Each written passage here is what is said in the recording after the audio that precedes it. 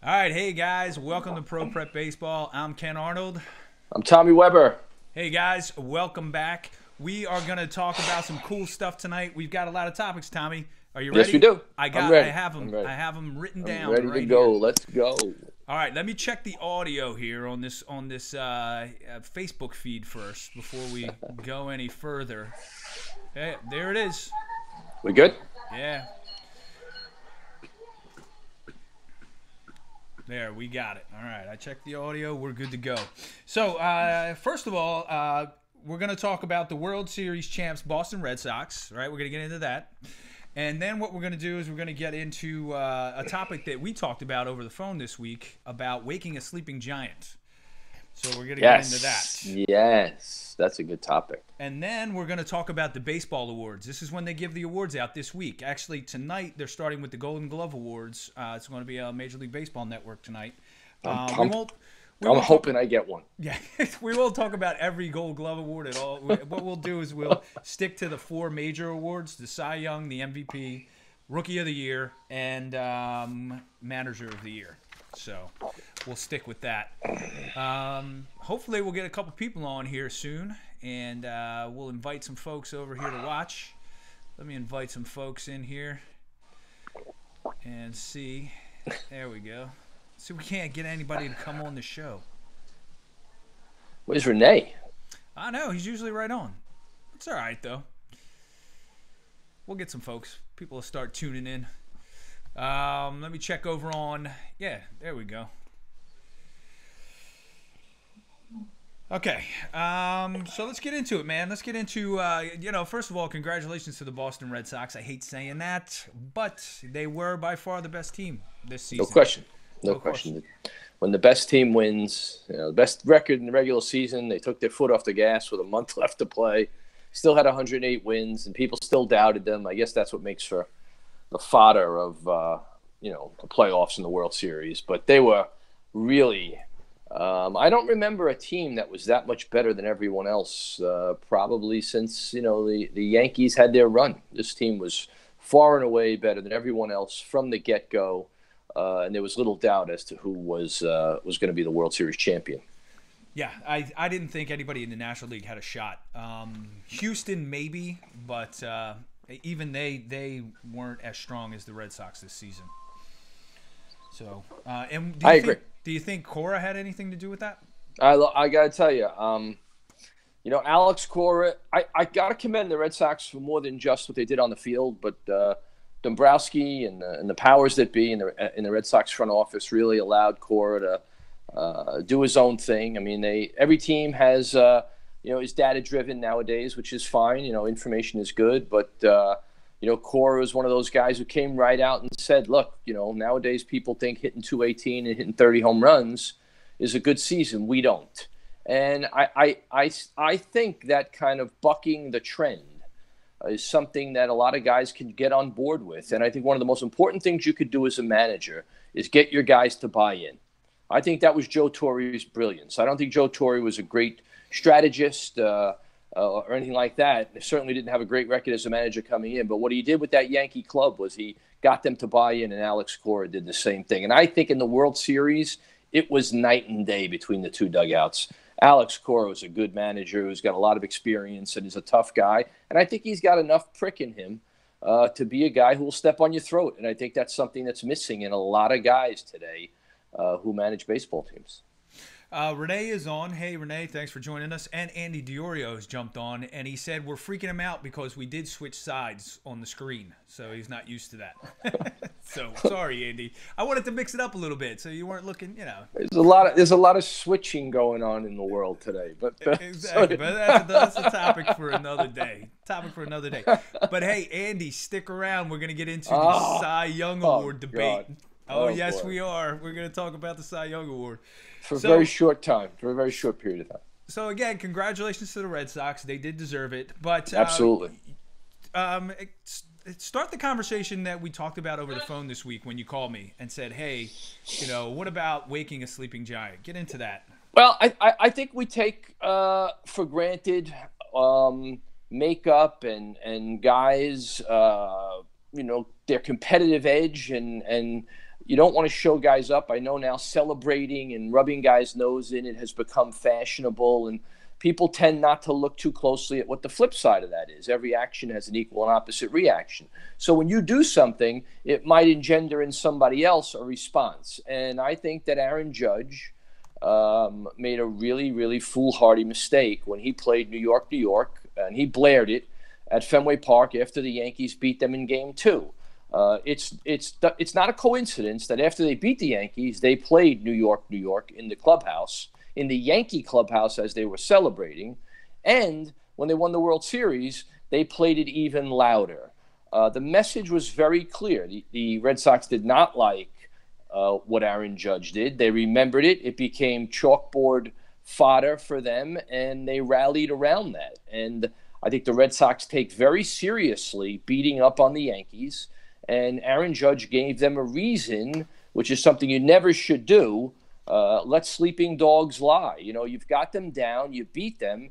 Now quietly leave and go beat them again and wait until you finish the job off before you celebrate. The Yankees might have even not only given them a heartbeat, but a pulse as well as they went on to beat the Yankees in the next 2 games in Yankee Stadium.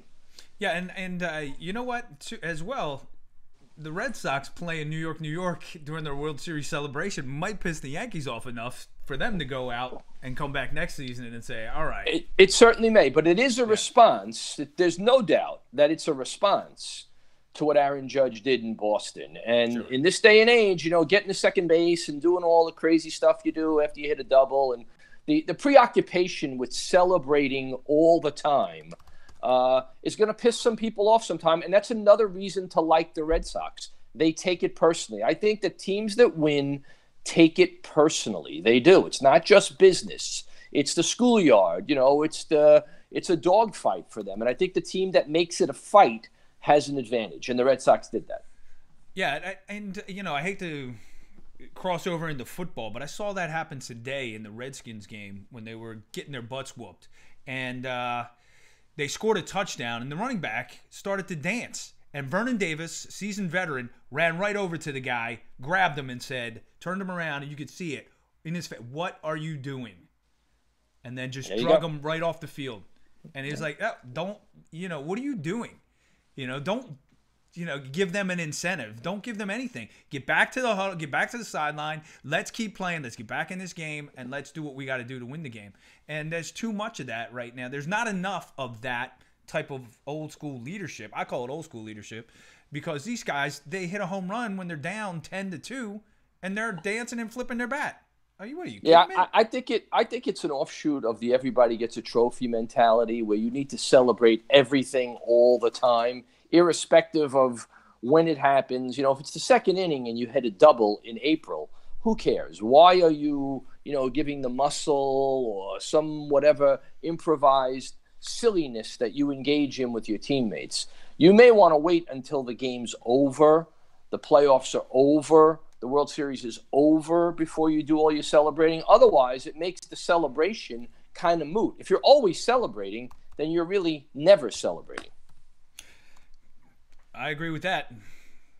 I'm typing a message to Andy right now that DeGrom is the worst. I just want to get him fired up. We get Andy fired up. Yeah. Get him in here. Get him commenting on some of this stuff. So, yeah, this whole celebrating thing is, I think, gone way too far. I understand the aspect of it where you might get an endorsement deal out of it if you do something goofy like that. I've seen that happen. Yeah, I guess if you take a shot and you make enough of a fool of yourself, you know, somebody might ask you to sponsor something. But for me, if I'm a manager or a general manager and it's my ball club, one of the things I'm careful about is the health of my players. And these less than improvised walk-off celebrations are really dangerous. I mean, to see guys chasing their second baseman into center field, you know, there's $100 million of human resources that is running out into center field after some guy. The likelihood somebody's going to get hurt is very high. I'm not so sure it's the smartest thing in the world to think that that's fun, especially when it's what everybody's doing. There's nothing at all genuine about it. It's very rehearsed. Everybody does it the same way. And guys have gotten hurt before, and I guess I guess, not enough for people to have learned the lesson.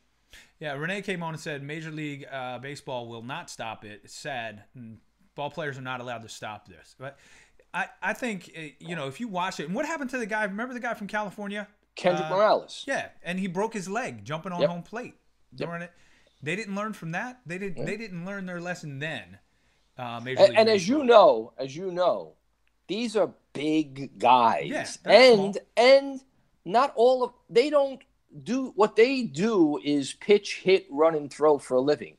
They don't celebrate for a living. So when you start having a mob of them running after one another, cutting back and forth, if I'm the general manager, I'm thinking to myself, oh my God, there goes my $14 million a year center fielder. Yeah. He just tore a hamstring or tore an ACL or whatever. Yeah. I think you need to be a little smarter than that. I understand you want to have fun. It's great. But, I think discretion is the better part of valor. And if it was my team, I would certainly try to discourage that. I want guys to have fun, be loose and all that. But I think this is going a little bit over the top. Yeah, I agree. When you're throwing sunflower seeds in a guy's face, when you're throwing a Gatorade jug on the guy, you're hitting him with it. What's next? I mean, I used to not like the pie thing because you ever get hit in the face by one of those pies? Yes. The stuff burns your eyes. It goes up your nose. It was terrible. I hated it. And what if you got a bad sinus infection? I don't know. And I would like to add this. Go ahead. The team that I would be afraid of, the statement-making team, is the one that does nothing. There's a great scene in A Bronx Tale, right? At the funeral. Well, at the party, I'm sorry. Everybody's having a great time. You know who the guy is that they're worried about? The guy who's stone-faced. He's the assassin. That's the guy you're worried about. So in a sea of silliness, the serious team, the team that other teams say, oh boy, these guys aren't fooling around. They really do take this seriously. Yeah. They're going to have an impact. This other nonsense has no impact. That would, if I was coaching a team, or and I saw the other team, they just hit a game-winning home run or a home run to take the lead, and all they did was stand at the top step and just shake the guy's hand, and they didn't go crazy. That would be intimidating. I would be like, that would be intimidating. Man. Wow. Business as usual for them, right? Yes, as Renee says, like an ACBL throwing a bucket of baseballs onto the field. Absolutely. How many times did you do that? That wasn't me. It wasn't me. You? Okay. If there's no video of it, it was not me. I did not do that. You got video? No, it wasn't me. I didn't do it. That's funny. That is funny. All right, moving on, man. Let's get into the awards for this year. Look, Andy Diorio. There he comes. Are you guys serious? You sound like grandfathers talking to boys in the schoolyard. Are you going to start calling your players young whippersnappers? Yeah, Andy, I am. I'm going to call them whippersnappers. Exactly. Yeah, you sound like a travel dad, okay? Yeah. So let's end it right there. Yeah, let's get out there and jump around. It's all supposed to be fun. That's why everybody sucks. Can you imagine if DeGrom went out there and celebrated, or so and he pitched really? a no Yeah, what does DeGrom do? How come DeGrom doesn't fist pump every time he strikes a guy out? Because he's a professional, and it's way more intimidating to do it and not look like an idiot, like Fernando Rodney or any number of. How could you look at this year's World Series and look at the antics of the Dodgers and tell me that you're a proponent of guys celebrating before there's something to celebrate? Yasiel Puig hitting a single into left center field and throwing his hands up and celebrating when he might be able to get a double. That's not something that's good for your team. So you know what? When the choice is you having fun or us winning, I'm going to choose the latter, not the former. It's a whole lot more fun winning than losing, I'll tell you that. Absolutely. And at the end of the season, when it's all said and done, you can celebrate all you want. Right. After you've won the championship. That's right. That's what makes it special.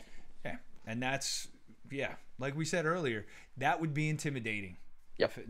Guys just went out there and they just played, and they weren't throwing a party after every single. You can't be perpetually 9 years old. At some point, you need to have an adult in the room. That's why you have a manager. Well, especially when you're worth $25 million, right? And you're jumping up and down, and the team's trying to run you down and kick your butt. Yes. I don't get that. Yes. I don't get that. All right. I'm picking up some audio here from somewhere. Huh. All right. So let's get into the baseball awards, Tommy Weber. Okay. They're going to hand those out this week. Cy Young's actually tomorrow, Andy. And you're going to... yeah, it's all fun and games, Andy Diorio. He just posted it until somebody gets a sunflower seed in the eye. Until somebody loses an eye. Yeah. They get a sunflower seed in the eye. They scratch their cornea. They're blinded. They can't play for the rest of their career. Yeah. And don't tell me it won't happen. Ask Andy Diorio how he is when his kids are running around the pool, when they're running around on the deck or the concrete next to the pool. He just lets them do that? I don't think so. You know why? You're the adult in the room, and you're not paying them $12 million a year. Yeah. They all wear sunglasses anyway. No, Andy, they don't. Not when they're out there on the field. They don't. No, especially actually, night games. We're talking about on the field. Yeah. On the field. On the field. All right, let's get into these awards, Weber. I'm tired of talking about sunflower seeds in the eyes. So, Cy Young. Let's start with the National League Cy Young. You got two guys. Of course, you've got Scherzer. I want to bring a picture of him up right here, Max Scherzer. And, of course, you've got this guy that Andy's rooting for, DeGrom. He's real good. He is really good. I got to admit, both guys are really strong candidates. Yep, really good. But in my opinion, my pick is Max Scherzer because he was 18-7, had a 2.53 ERA, 220.2 innings pitched, 300 strikeouts, and his WHIP, which whatever, walks, hits, innings pitched, was .911, which is pretty darn good. So again, I believe that wins mean something. I don't care about quality starts. I care about W's. So quality starts are great. Don't get me wrong, but.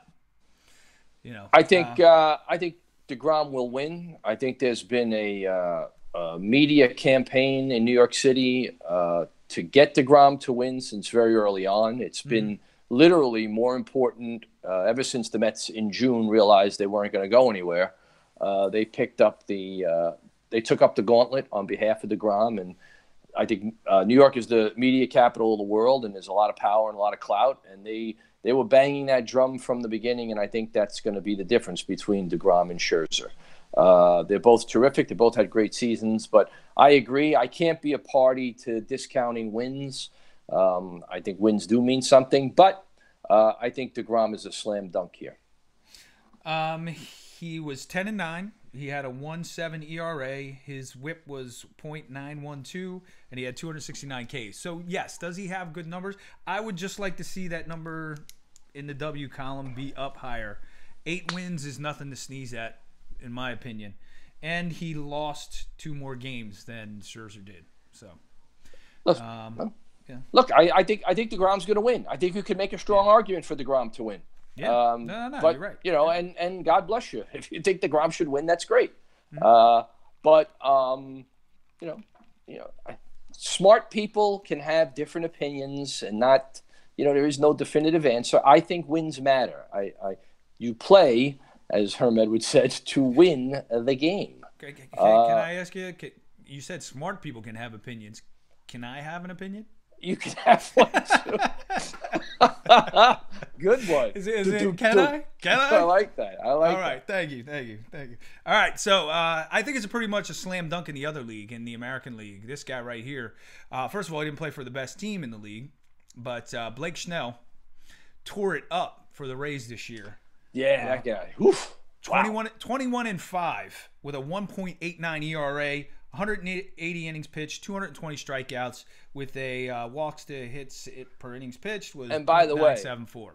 In the American League. Yeah, in the American League, where you trade the pitcher for one of the league's best hitters. That is really impressive. Really impressive. He's, in my opinion, the slam dunk. I don't know how anybody's voting for anybody else. 20-game winner, ridiculous ERA, just tremendous. The one thing that kind of, I was a little surprised about is he's got 40 less innings pitched than the guys from the National League, even though he is in the American League, where you're more you're more apt to leave your pitcher out there because you don't have to replace him with a pinch hitter or anything like that. You don't have to make a change. Yeah, I wonder if that's because of his age and some kind of innings limit that they targeted him for early on. I wonder. He was also on the DL for a little bit too. There you go. So that could have been the reason. He might have missed like 4 or 5 starts. I just don't think wins are as accidental as the sabermetricians and the analytics guys say they are. That's all. Yeah. But and Andy's talking about run support. All right, we're done talking about. Yeah, I don't care about DeGrom. Who cares? You know what? Who? Nobody cares. Right. Nobody cares. Nobody cares about the Mets either. Especially the Mets. The Mets don't care about the Mets. Right. Let's see what they do in the free agent market this year. Yeah. So that new GM. Yeah. All right, so let's go into the MVP talk now and talk about who do you think is going to win the MVP in the National League. I got this guy right here. He tore it up, man, for the entire season. Yeah, and I was going to say the same thing. I agree. Yeah, the Brewers made the right decision. He had a .326 batting average, 36 home runs, 110 RBIs, and 118 runs scored. That's pretty darn good. But here, this guy right here had very similar numbers. Baez. So he also had a really great season. But I got to go with Yelich because Yelich got the Brewers to the playoffs, and they made a decent run in the playoffs. I agree. They didn't make it all the way, but I got to go with Yelich. I think he had an outstanding season, and he's going to win that award, and he deserves it. And again, Tommy, look at these numbers, right? And I always, my 2 favorite numbers. I don't care your batting average. I don't care because your batting average could be 280, 290, which is still decent. That's a good batting very average. Very good. And your home runs could be low. Your home runs could be 22, 25, right? Here are my numbers that determine whether or not you're my MVP. 110 RBIs and 118 runs. Those are the 2 numbers. Yeah, you got to produce runs. Yes, you got to drive in runs or you got to score runs. One or the other, right? Yeah, I also think if you can do both, that's big. Better. I mean, it's about run production. How many runs are you responsible for? I also think Baez with the Cubs the whole year, and the Cubs really didn't have an extraordinary year. It's no coincidence that the Brewers get Yelich, and he basically carries them on his back. Mm-hmm. He has that kind of influence on a team to get them into the playoffs and make a run. And I think that that's something you can't measure. And it's something that a valuable player brings to the club. And when that happens, I think he's got to get serious consideration for being the MVP. It's the MVP for a reason. It's the player who's the most valuable. And I don't know of a player in either league who was more valuable to his team and more responsible for his team getting to the playoffs than he was. Yeah, fantastic job. And I look forward, because he's young, so I look forward to what he's going to do over the next 10 years. Hall of Fame career, Webbs, yes or no? Yelich? Yeah. Oh, he certainly has the makings. If he's found a home in Milwaukee, he's going to have 8 or 9 years now where he puts up big numbers. He's that kind of player. He certainly has the ability. He's got to stay injury free, and I think. But as far as having the ability and the potential to do so, no question. And a great makeup, a great teammate, and a really good kid. So I wish him only the best. Yeah. Hey, Victor Coco, thanks for joining us, man. Good to see you. So let's go to the American League now. Best player in the game. Right here. Is this the guy? Mookie Betts? He's the best player in baseball. Is that your guy? That was my pick. Mookie Betts. 346 batting average, 32 home runs. Oh, God, come on. 32 home runs, 80 RBIs, but here's the number for me. 129 runs. Plus, he's the best outfielder in the league right now. I think Mookie Betts is the game's best player. I do. I don't know of another player whose IQ shows up when you look at him more than Mookie Betts. He reminds me a lot of when you used to watch a guy like Jeter. You felt like Jeter was playing against guys who didn't know as much as he did. And Betts has that same look to him. He sees the field. It reminds me of like a great quarterback, like Montana. Joe Montana had great vision, would see the whole field. Betts sees everything. He's always calculating. He's not only a tremendous athlete, he's a great baseball player, not just a guy with tools. He turns those tools into something effective and makes a contribution all the time in any way he can. He's not a one-trick pony looking to do it one way. I think he is the game's best player. So Renee came on and said you can't argue against Betts, but people argue JD Martinez. So let's take a look at his numbers. He doesn't play the field, so I got that's a point. That's why I him. can't make him. That's really what disqualifies him. I just can't vote for a DH as the most valuable player. Although JD Martinez had a great season and a great influence on the Red Sox, because I don't think the Red Sox expected that kind of season. When you have a guy so overachieve, if you will, I think that has a big impact on your team. But Mookie Betts is the heart and soul of one of the best teams I've seen in 15 years. And Martinez, he hit .330, had 43 home runs, 130 RBIs, and 111 runs. So their RBIs and their runs, they kind of level out, if you think about it. And, of course, JD doesn't play the field. And, right. Mookie Betts, you saw what Mookie Betts does in the field.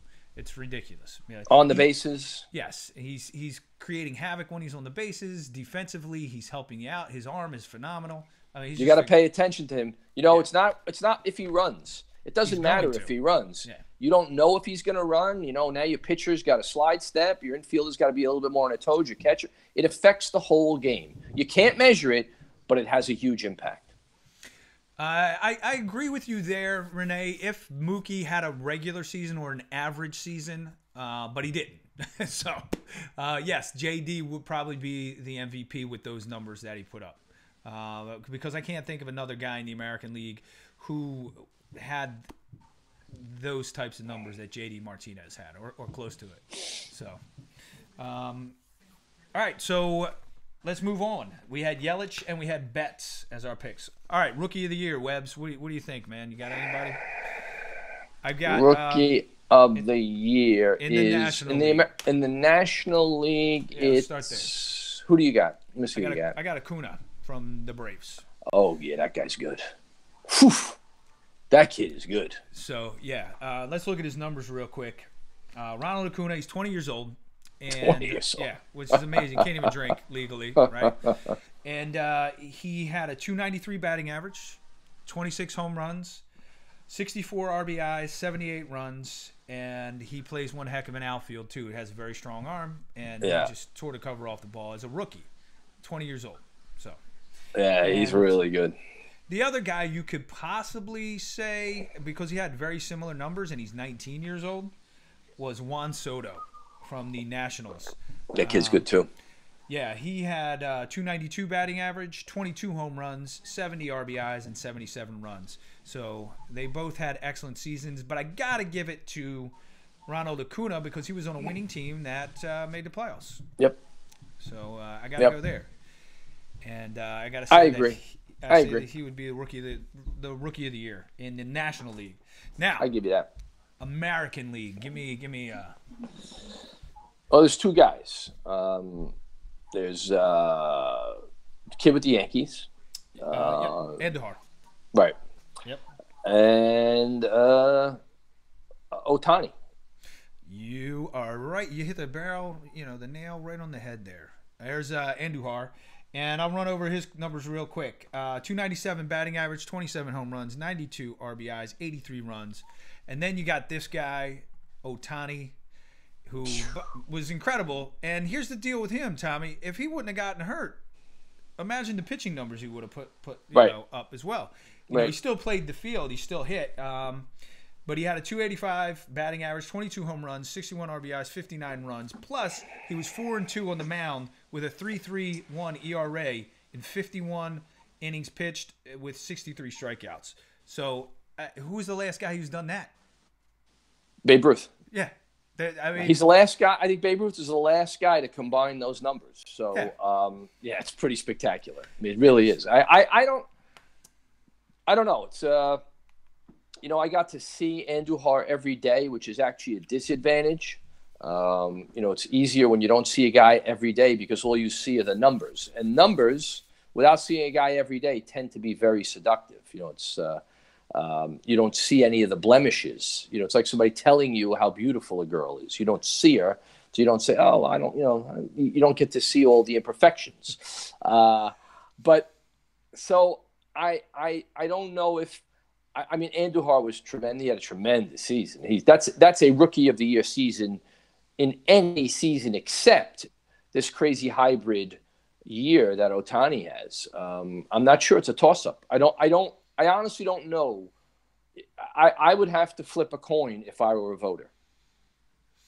Yeah, it'd be difficult. You know, I really, if he didn't get hurt, I think he would have been a slam dunk, Ohtani. Right. But he right. got hurt, and But I think he's going to win. See, I think he's going to win for the reasons. It's the DeGrom stuff. It's not all about what you do. It's about certainly Ohtani has gotten way more press than Andujar has gotten. As a matter of fact, people have criticized Andujar because his defense wasn't perfect.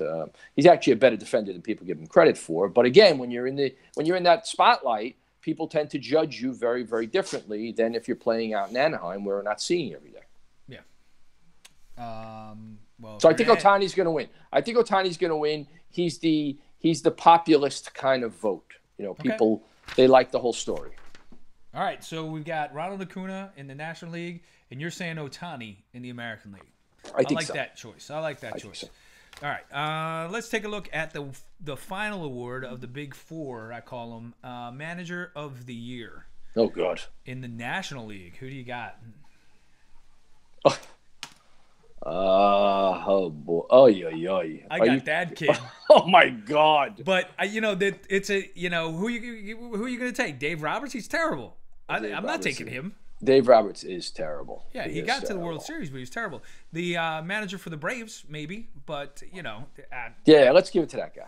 Let's give it to manager for the Braves. Yeah, that guy. What's his name? Stivic, whatever his name is. Yeah, I'll give it to him. Yeah. Council, my God. I thought Council did a decent job. I mean, he had a good run at the end of the season. He did. Did a nice job. He did. His team. I don't think Council's a good manager, but I think his team performed well and they played for him, and that goes a long way. Yeah, well, just like I thought Terry Collins. It was a terrible thing that the Mets should have never gotten rid of Terry Collins, because the one thing Terry Collins got was he got his players to play for him. Mm-hmm. Yeah, I didn't think that. Well, God, I don't want to say Kapler, but I had his name right on the tip of my tongue for the National League. Oh, Madden. I don't think Madden had a good season. No. I think he's a fraud. I can't stand him. He's not a good manager. So, and in the American League, I don't know how it can't be Alex Cora. Yeah. I mean, check out this picture. I love this picture right here. I got of him getting thrown out. Yep. About ready to get thrown out. You know what? You got to stick up for your guys, man. That's what you got to do. Sometimes you have to. You have to stick up for your guys. Even with instant replay. That's right. Players have to know that you got their back. Otherwise, once you lose your players, you're done. And you got to know I've seen it happen, believe me. You got to know when to do it, too. Yep, absolutely. Like, it can turn around a game if you do it at the right time. No question. No question. Sometimes there are calls that are made that are borderline, and you're just like, I'm going to save it. I'm going to save it for when I need it. No question. To go out Pick there your spots. Yep.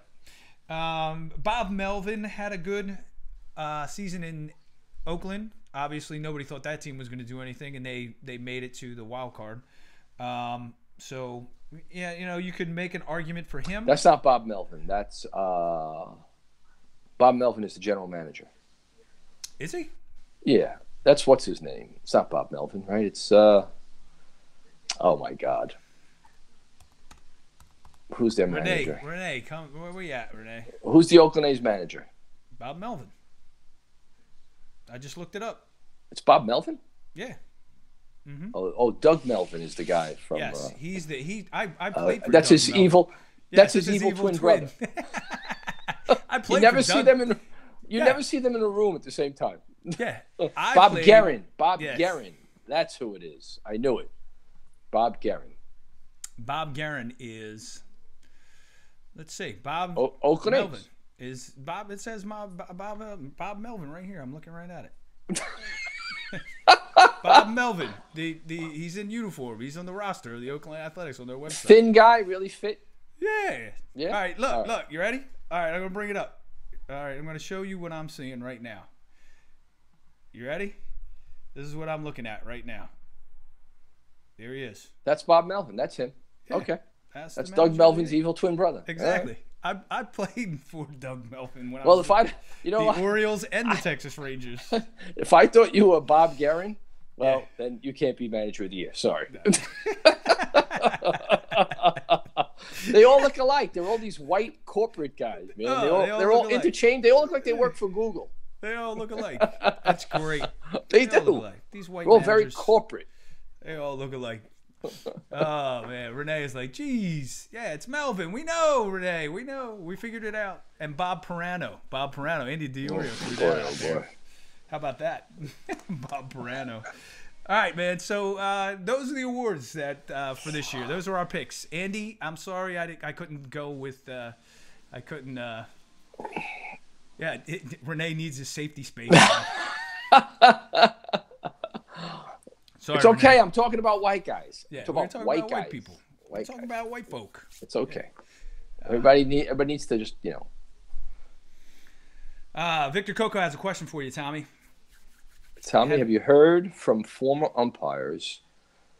Well, actually, it's funny you should mention former umpires because there's a really cool little film that was made while I was up in Cape Cod by Lower Cape TV.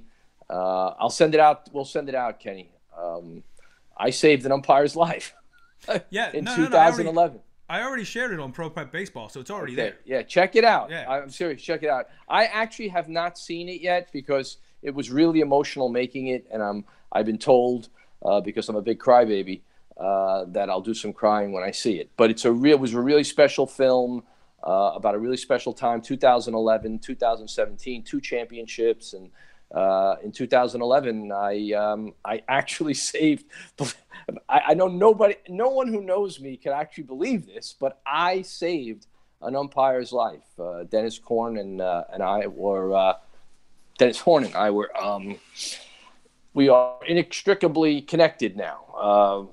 And it was really, really special day, special year. And then we reconnected in the Cape in 2017, and it's a great story. So check it out. But no, I do hear from umpires. Yeah, I do hear from umpires. And I have my point of view, and umpires have theirs. And the state of umpiring to me is something that I think needs to be addressed, and umpires don't. So there you have it. We're at an impasse. Look, everybody's human, but come on. You gotta have. I'll say this about Kenny. I'll say this about umpires. It is really interesting. The line of demarcation is at a certain age. Like the guys who are mid 40s and above get it.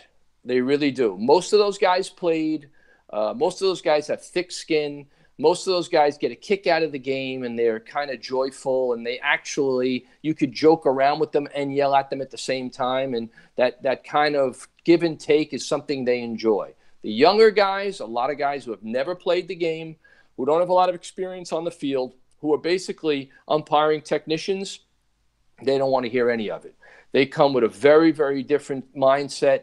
They fancy themselves as hand surgeons that have flown in to reconnect some cello player's finger when, as I try to remind them, they're just officials. They're one step above the guy who keeps the book. So they don't take too kindly to that. But they don't understand that it's competitive as well. And right. There's going to be a certain, give and take as far as I'm going to yell at you, and then guess what? I'm going to back off. I'm not going to say anything, and I'm going to let it go. You don't. That's the problem. That is the salient point. I try to say to umpires all the time, we have a vested emotional interest in what goes on. You're not supposed to. You're not a team. We are.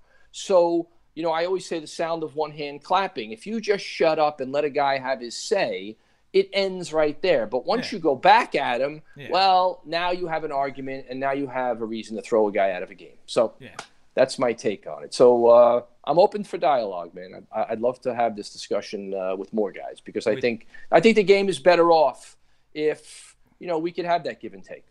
Yeah, I agree as well.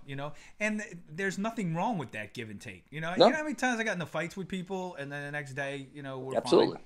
absolutely. Come on, that's what it should be about. We're out there competing. There's a lot going on. There's a lot at stake, you know, emotionally speaking. You know, I mean, it's not life or death, but you know, you want to win, and so does the other team. So I get it. I get that there's going to be some of that, and these guys can't look past it. A lot of them just can't let it go. They just boom, they go. And I think Dennis in this film, because I mean we shot a lot of video and it took us almost a year to do this. You know, you see how, you know, when it comes right down to it, he gets it. You know, he's an older veteran guy and he gets it. And when he was in distress, I didn't walk away from him. He's a human being. So, you know, we set our differences aside when it comes to our respective humanity. So I think there's room for everything, but I don't think there's room for silencing the players and silencing the managers so as to spare the feelings of the umpires. I think that's a bad idea. All right. So all that being said, let's move on to the next topic. Let's go back to that hitting video from last week, Tommy, when you were mute. Oh boy, that's what a lot of umpires. I was doing all the talking. I don't know what was wrong with you, Weber. Yeah, what was going on? I'll give you a little. I'll set up the video again. It's Spencer Torkelson. He's an Arizona State kid. He's a freshman. We had a bunch of Arizona State kids out with us as well. Hunter Bishop and Gage Workman, of course, two terrific players. I think this kid who broke Barry Bonds' home run record at Arizona State. Bonds had, I think, 12. He had 25. Came out to the Cape, killed it. Went to Team USA, killed it. Came back to the Cape. Here we are in a playoff game, I believe. This is at Chatham. He played for Chatham. And I do a lot of video. Whenever I see a player who could do something well or not so well, I always like to get it on video. I think that video is a great training aid. I have hours and hours and hours of video of guys who play the game, whether it's a pitcher, a base runner, a hitter, a catcher, so that I have a reference point. Spencer, in my opinion, as a freshman in college, is the finest fundamental freshman dominant hitter that I have seen. He really is a kid that has so much right about his setup and swing that it's worthy of examination and replication. Can I say something real quick? Sure. If anybody's out there, Renee, give me a hint or give me a comment to let me know that you can hear what Weber's saying this time. Please, somebody comment and let me know if you can hear Weber before we move on. So I want to know. That would be a big help right now. I'm trying to get a look at it right now, Weber, but I got to switch over real quick. Okay. So we're going to go here, back to Bobby Melvin. Yep. And we're going to take a look here. Right now. I'm trying to get a look at it right now, Weber, but I got to switch over real quick. Go ahead, Tom. Say something real quick here. Well, Bobby Melvin. Torkelson is a kid that has incredible balance, a great setup. You got it right so now, good. Weber, but I hear you. I hear you. Let's make this thing happen now. You ready? I'm ready. So many people search for the holy grail of hitting. Well, a lot of it is right here. Obviously, this kid is very, very well schooled, and he's a hitting fanatic. He takes thousands and thousands and thousands of reps. So that's part of the puzzle. Oh my God. So the first thing you want to know about his setup, his feet are outside shoulder width apart, gives him a real solid base, enables him to hit from the ground up and not from the top down, which is an essential ingredient in hitting. The other thing is movement begets movement. If you notice, the bat is never still. Once the bat is still, that tension goes right through your whole body. When he has a very, very short load because he's rocking back and forth already. So he kind of loads, and watch how when his front foot hits the ground, his front foot hits the ground. If you could just stop it as his front foot touches down, and this is something, almost no stride, and his feet look like they're sore. He lands so softly. There's no charge into his front side. He doesn't crash or collapse. What that enables him to do is rotate his body and hit that wall where his chest never gets in front of his knee. He just hits the ball all body, very little arms. And also, one of the things he does extremely well is it looks like at any point in the swing, the bat could fall right out of his hands. He's so loose and tension-free that he's allowing his bat to receive, his hands to receive the energy, not to create the energy. We call that the dog wagging the tail not wagging the dog. You don't hit with your hands and arms. your hands and arms are very weak relative to your body. You want to hit with your body, and Spencer does that as well as anybody. And by the way, that ball, 450 feet. 450 feet? Yeah. Yeah. Get out. Yep. Jeez. Yeah. Wow. Play it in fast motion, and you'll kind of get a sense of his great rhythm and his being on time and in time. Okay, there's Renee said there's a little bit of an echo, but he can hear you, so which is good. Right. So we'll keep that going. All right, good. So I had a question for you. Go ahead. Let's take a look right here. You see where his elbow is right here, up Yep, high yep. like that.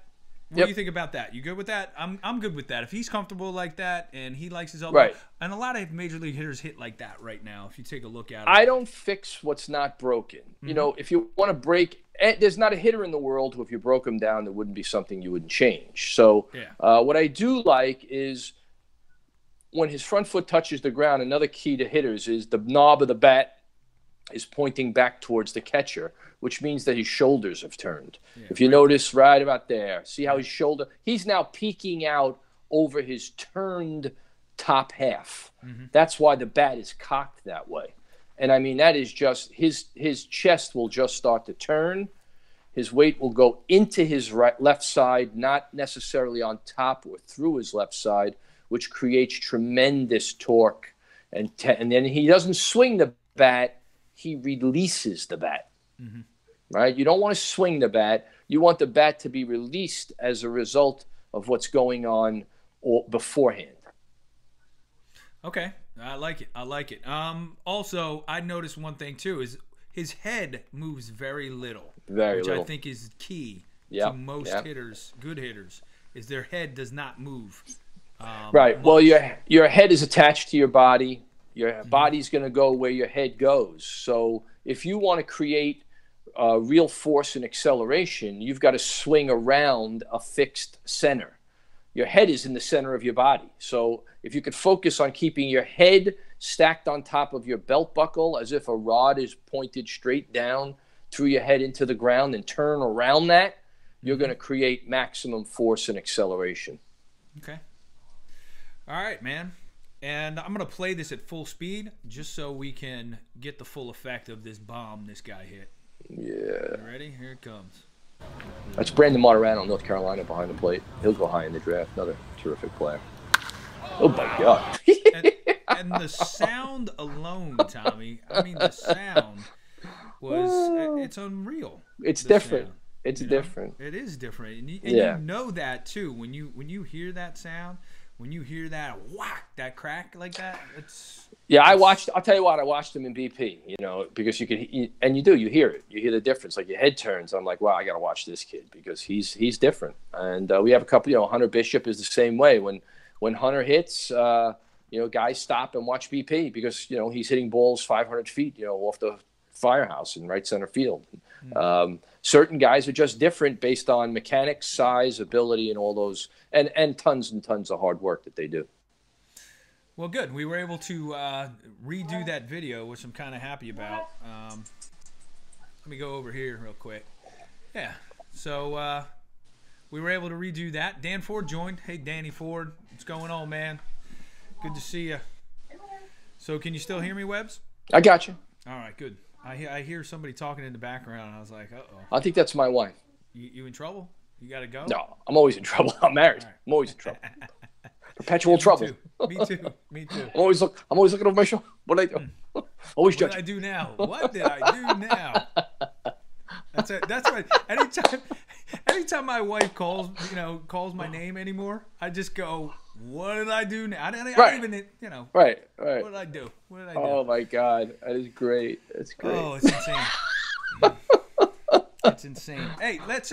You know what? We got some time. So, do you want to go over that rhythmic hitting video? Play a little bit of that. Whatever you want. I serve at the pleasure of the boss, Ken Arnold. All right. Yeah, I'm the boss. I love being the boss. You're the boss of the basement. Yeah, the boss in this basement right here, right now. This is where I'm the boss.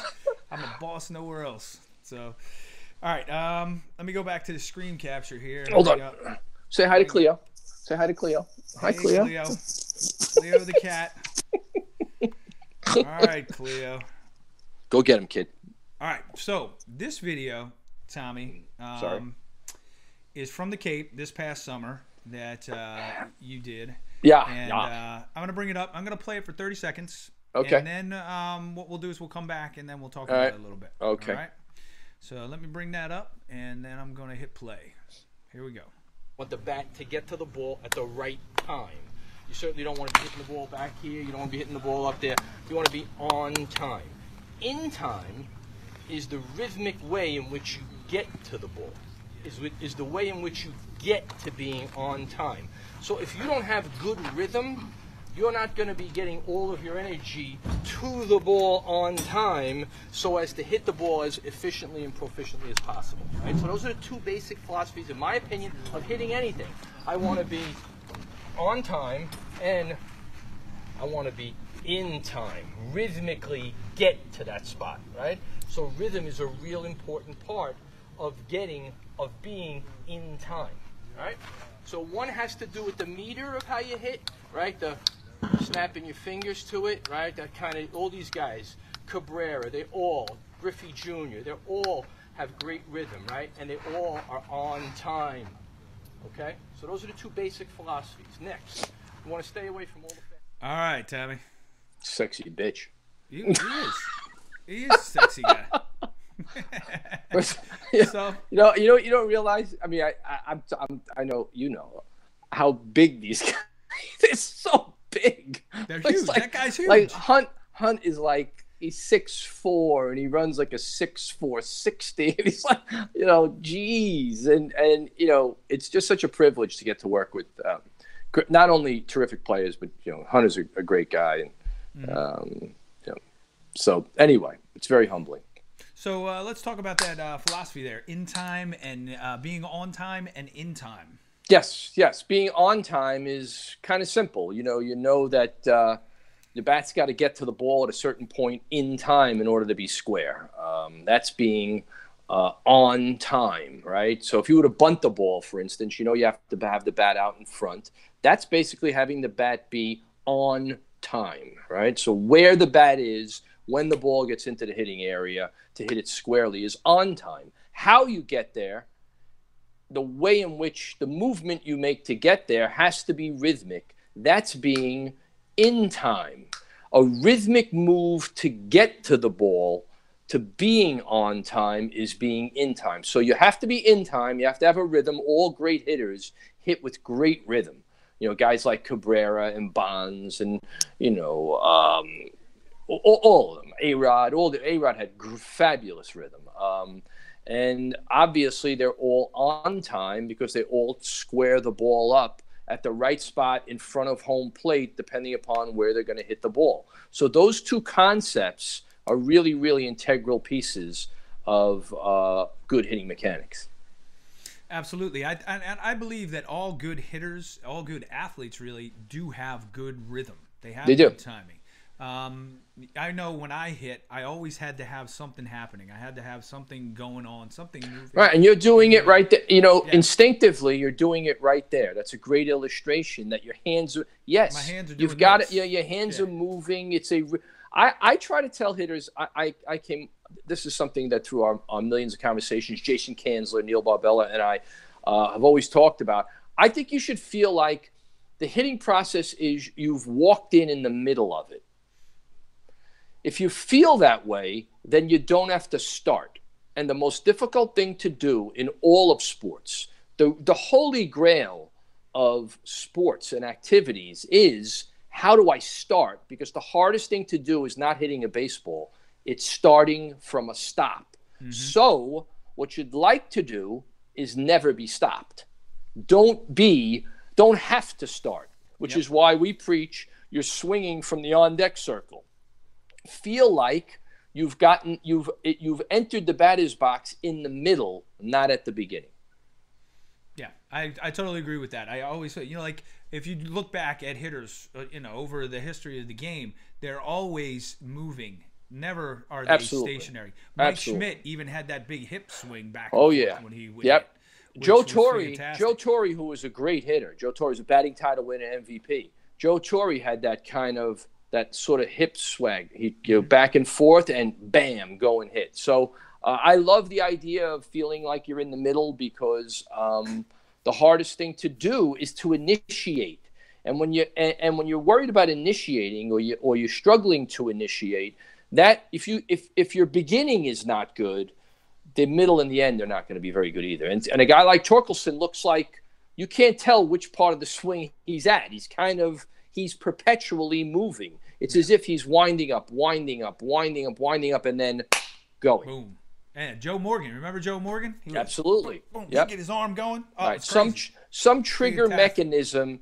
Look, when you played the field, prep steps. Why are you taking prep steps? So you're not flat-footed. Yes. You don't want to be flat-footed as a hitter. We do a lot of drills with our hitters where we have them walk towards us and we'll flip them the ball so that they're in motion as they hit. Willie Stargell, great example right there. Absolutely. Yep. Willie Stargell was fantastic. It's got to feel circular. It's got to feel rhythmic. It's got to feel fluid. It's got to have a flow to it. There isn't enough of that in modern day instruction.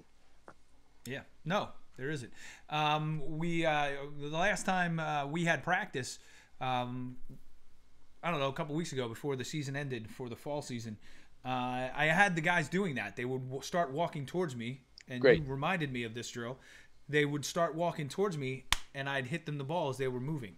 And they fielded more balls cleanly. They got to the ball in a good hop, and they were able to field the ball and make a better throw. So yeah, interjecting panic and desperation into a drill is a really good thing. It takes you away from contemplating and more instinctive, organic, all that stuff. Well, it forced them to move forward on the ball and did not give them the option to back up, which is what a lot of them at this age level want to do. They want to back away instead of attack. And play through the ball, yes. Yeah, so, all right, so that was a great conversation. You know, Tom, before we go, I've got a hitter that I want you to break down his swing. Okay, and, all right. I want you to take a look at this guy. Okay, let me see. Tell me what you think. You ready? I'm Let going me to play see. this. All right. And, you know, you can talk about it as we're going if you want, and then we'll talk about it after the video plays. Here we go. You ready? I got North Jersey, you don't consider that New Jersey. That's though, way down south. Past Cherry Hill, you were saying. I don't know if you can That's hear way that. down there. No, he's still in New Jersey, Aiden Hart. And you know, Yeah, I I can pull hear for you. those New Jersey guys. Now, last year, he played baseball for the Thunder Bay Whiskey Jacks in the Northern League. He was not affiliated with any major league team. An independent league, which are starting to spring out. I know there's a team in Texas right now.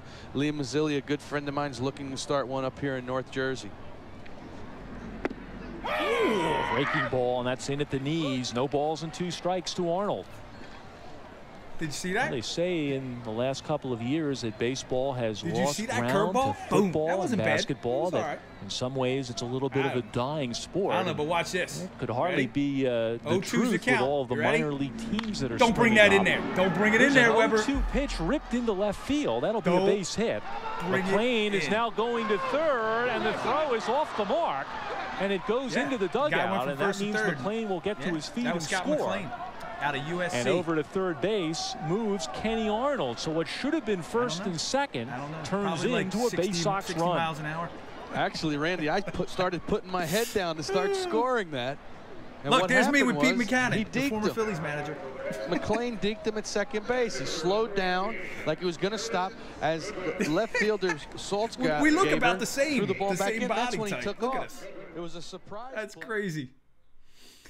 Oh man, that was crazy. Yeah, that was. And Rick Cerrone was the announcer for that, right there. Was he really? Yeah, he was the announcer for that, which was hilarious because he's like, yeah, I got to root for those Jersey guys. He's from South Jersey though, but he's still Jersey. So. That's great. That's a great video. Yeah, love Renee, that. those uniforms were 1994, man. They were old. Were those wool? Were those flannel? Yeah, they were. They were itchy, man. I hated those wool uniforms. And yeah, I did. I had a big wad of gum. Oh So, boy. Yeah. Yeah, that was good times. Scott McLean took that extra base right there. You don't see a lot of that, too much anymore. No. That's one at a time. It's Yeah. one at a time. That's really That what it left is. fielder, he came in, he fielded it, and when he came up, he just went in to lob it. Yep, And as soon as yep. Scott saw that, man, Scott took off and just. I'm going. Scott McLean was a very good third baseman for a long time. Finally got to the big leagues with the Giants after 18 years in the minor leagues. Oh, They my brought God. him up, and he hit a home run. Wow. 18 years. He was also a great quarterback. He went to USC to play football as well. Decided Wow. to play baseball. Wow. So, yeah, he decided to play baseball and was a career minor league lifer. So, That's but not he could easy. hit. He could hit and he could field. He was a good player. Yeah, a hard Testament to how tough it is, man. People think they don't realize it's really not easy. Tough game. It's only 700 Hard-nosed jobs. player. Yeah, hard-nosed player, and he went after it, man. He was great. I love playing with him. Never played against him. Well, yeah, I did play against him my second year. When They I don't was in describe Florida. guys as hard-nosed guys anymore. You don't hear that. No. Or a gamer. He's a gamer. No, you Yeah. don't hear that. Or aggressive. He's aggressive. We don't want you to be aggressive. No, don't be aggressive. You might offend somebody. Unless it's a walk-off celebration, then be Right. as aggressive as you want. Right. And punch the other players in the face who were on your team, by the way. And whatever. It's crazy. It's insane. All right, man.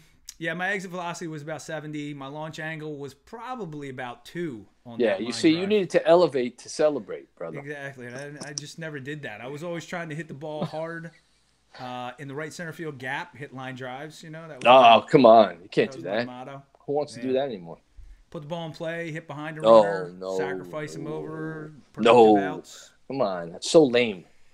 That's so It nice. is. That's so 2015. It is. Oh boy, I must say I chuckle at how everybody thinks they've reinvented something, like it's all so new, as if people weren't thinking about this 50 years ago. I remember guys talking about this stuff 50 years ago. They just didn't have the gadgets and the toys that could make this such a stark reality. Yes, Renee, we're gonna stop old school. We'll stop. We'll go I'm old not. school. I don't think it's old school at all. I think it's open school, open to everything. Yeah. It's not drinking the Kool-Aid. Well, New school is like Jim Jones school, where you have to drink the Kool-Aid. yeah. Well, guess what? The teams that win and teams that have won World Series are the teams that put the ball in play. They do. They don't They strike do. out as much They as the do. other teams. They in the do. league. They have And play good starters. defense. They have starters that pitch more than 4 innings. They don't have openers. They don't bullpen it. And they have good. They play good defense, and like you said, they don't walk a lot of guys. That's it. And also, I think another thing too, and I think this could be sometimes overplayed, but now it's totally undervalued. Is you and I think Cora is an example of this. You need some semblance of chemistry. You do. You can't. You can't account. It's hard to account for how valuable guys who are on the same page, buy in, and are all for one and one for all. That goes a long way in a 162 game season. Every day, it's a grind. Chemistry means a lot, And that goes true in any sport. No question. Me. No question. Any team sport, you got to have chemistry. I agree. You have to. And if you don't, it's going to be struggle. Yep. I think Bill Walsh was a genius. Put that 49er dynasty together. He was the first guy who developed the personality profile that now everybody uses. And he said, all things being equal, I'll take the better guy as opposed to the better player. I'm going to get more out of that guy. Now, that doesn't mean one guy's terrible and one guy's great. All things being equal, when they're close, go for the good guy. I would. And that's why this season, I'm not a big fan of the Phillies signing Machado. I'm really not. Really They not. didn't sign him, did they? No, that didn't not happen yet, yet. but they're gonna make it. They're gonna make a run. Well, you know what? If what you saw and heard from Machado's own lips Yeah, doesn't convince you that he's a huge risk, wow, buyer beware. exactly. I would rather have Harper, but even he is a little bit. He's a pain in the ass too. Exactly. So I don't know. And I don't know. you're investing a lot of money for a lot of years. At least $200 million. I'm saying you're gonna spend 200 to get either one of them. A lot Maybe of money. both of them. And the Phillies said they might try to get both of them. How ridiculous is that? Very few of those contracts have ever been worth it. So, but we'll see. Remains to be. So let's see. Now that Machado has basically also informed you that he's not a Johnny Hustle guy, whatever that means, and he's going to blow bubbles on the way down to first base and hit a ball off the left field wall and not get a double, well, you know, he's telling you. I mean, he's basically telling you. He's not hiding it, so you can't be surprised and you can't feel bad when you throw your money at him and it's not worth it. Well, we're going to find out coming up. So anyway, Webbs, we got to shut this show down. We've been on for over an hour, which is fantastic. We talked a lot of cool stuff tonight. World Series champs again. Congratulations to the Red Sox. And hopefully over the next week, we'll get all these awards out. We'll find out if DeGrom actually wins tomorrow. I know Andy will probably take a day off and be celebrating. I don't know why, but whatever. Can't wait. Can't wait. He'll have a picture of him with his DeGrom jersey on Facebook. Great. Isn't that wonderful? Yeah, it's going to be fantastic. All right, man. We'll talk more next week. Think of some cool topics over the week. You got it. Great show, man. Great show. Good fantastic stuff, guys. Thank you. It flies by, man, doesn't it? It does. It does. We're good. This is good. Thank you, Tommy Weber, for coming on. All right, love you, man. All right, love you too. I will talk to you. See you guys next week. Peace.